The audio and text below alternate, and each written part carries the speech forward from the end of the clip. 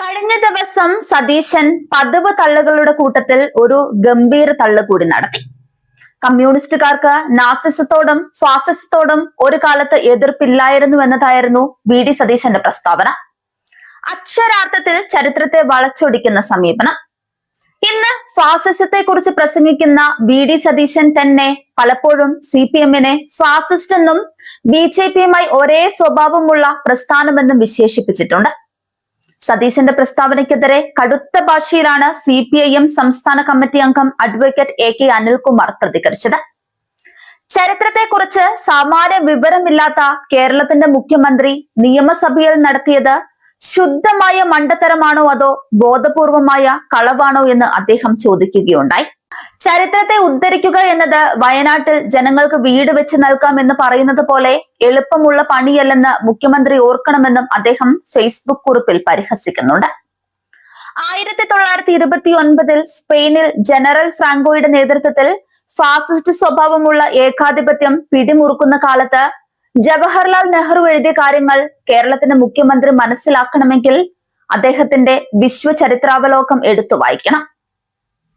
ഫാസിസവും corporate മൂലധനവും തമ്മിലുള്ള അവിശുദ്ധ ബന്ധത്തെക്കുറിച്ചും അത് തൊഴിലാളി വർഗത്തെ എങ്ങനെയാണ് അടിച്ചമർത്തുന്നതെന്നും നെഹ്റു കൃത്യമായി അവിടെ വിശദീകരിക്കുന്നുണ്ട്. സ്വന്തം പാർട്ടിയുടെ സമുന്നതനായ നേതാവിന്റെ പുസ്തകമെങ്കിലും വായിച്ചിട്ടാകാം മുഖ്യമന്ത്രി കമ്മ്യൂണിസ്റ്റ് വിരുദ്ധത പ്രസംഗിക്കാൻ ഇറങ്ങുന്നത്. 1942 ക്വിറ്റ് ഇന്ത്യ സമരത്തിന് എത്രയോ മുൻപ് 1935 സോവിയറ്റ് റഷ്യയുടെ തലസ്ഥാനമായ മോസ്കോയിൽ വെച്ച് ലോക കമ്മ്യൂണിസ്റ്റ് ഇന്റർനാഷണലിന്റെ 7ാം കോൺഗ്രസ് നടന്നിരുന്നു. ജോസഫ് സ്റ്റാലിന്റെ സാന്നിധ്യത്തിൽ കമ്മ്യൂണിസ്റ്റ് ഇന്റർനാഷണൽ ജനറൽ സെക്രട്ടറിയായ ഗ്യോർഗി ദിമിത്രോവ് നടത്തിയ വിഖ്യാതമായ പ്രസംഗത്തിന്റെ പ്രമേയം തന്നെ ഫാസിസവും തൊഴിലാളി വർഗവും എന്നതാണ്.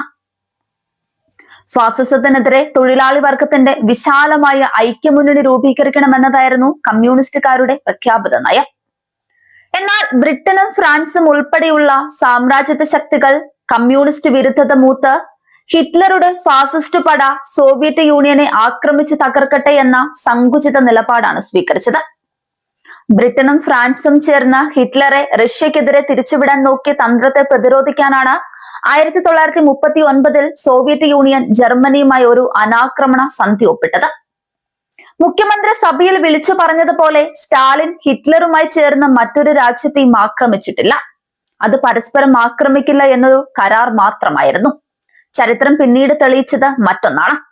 ഹിറ്റ്ലറുടെ പടയോട്ടത്തിന് മുൻപിൽ ഫ്രാൻസ് തകരുകയും ബ്രിട്ടൻ പൂർണ്ണമായും ക്ഷീണിക്കുകയോ ചെയ്തപ്പോൾ ഗതികെട്ടവർക്ക് സോവിയറ്റ് യൂണിയനുമായി സഖ്യത്തിൽ ഏർപ്പെടേണ്ടി വന്നു. ഫാസിസത്തിനെതിരായ ഐക്യമുന്നണി എന്ന ദിമിത്രോവിന്റെ റിപ്പോർട്ട് ഒരു അനിഷേധ്യ ചരിത്രരേഖയായി ഇന്നും നിലനിൽക്കുന്നുണ്ട്.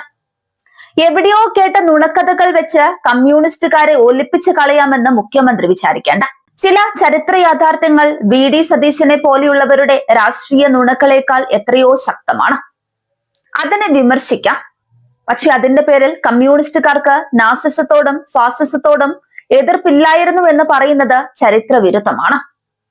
നാസിസത്തെ സൈനികമായി ഏറ്റവും വലിയ തോതിൽ തകർത്ത ശക്തികളിൽ പ്രധാനമായിരുന്നു സോവിയറ്റ് യൂണിയനും അതിന്റെ റെഡ് ആർമിയും. രാഷ്ട്രീയ വിമർശനം വേണം, പക്ഷെ ചരിത്രത്തെ രാഷ്ട്രീയ സൗകര്യത്തിനായി വളച്ചൊടിക്കരുത്. ചരിത്രം മുദ്രാവാക്യങ്ങളെക്കാൾ വലുതാണ്. പുസ്തകം വായിക്കുന്ന പടമിട്ടാൽ പോരാ, വായിക്കണം.